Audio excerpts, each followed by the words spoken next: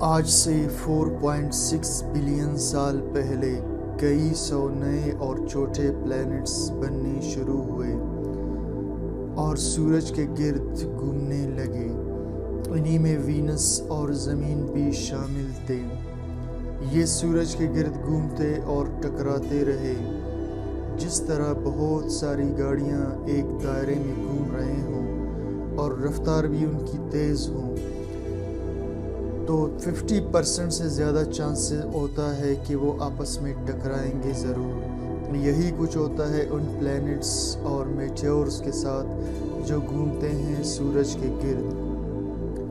میں ہوں ڈاکٹر حبیب الرحمان اور آپ دیکھ رہے ہیں انٹرسٹنگ ورلڈ آف سائنس۔ اگر آپ نے ابھی تک ہمارے چینل کو سبسکرائب نہیں کیا تو ایسی دلچسپ ویڈیوز دیکھنے کے لیے ہمارے چینل کو ضرور سبسکرائب کیجیے۔ اس میں ایک پلینٹ دوسرے پلینٹ سے ٹکراتا ہے اور وہ دونوں مل کر ایک بہت بڑا پلینٹ بنا لیتے ہیں۔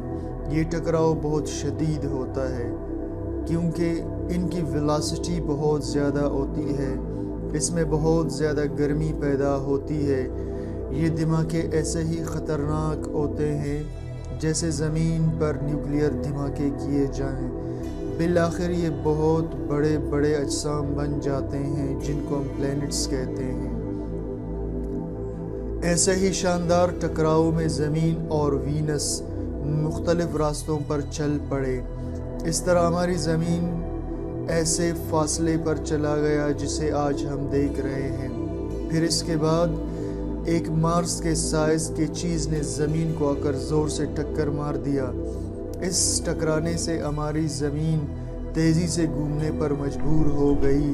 اس سے زمین کے کور نے بھی گھومنا شروع کر دیا اور میگنیٹک فیلڈ بنانا شروع کر دیا۔ ہماری زمین کے ارد گرد یہ میگنیٹک فیلڈ سورج سے آنے والی خطرناک ریڈیشن کو روکنے کا کام کرتا ہے۔ اسی دوران وینس سے ایک پلینٹ آ کر ٹکرایا۔ یہ ٹکراؤ وینس پر عجیب و غریب چیزوں کی نشاندہی کرتا ہے۔ اسی میں وینس کا گھومنا بھی ہے، یعنی وینس باقی پلینٹس کے مقابلے میں الٹا گھوم رہا ہے۔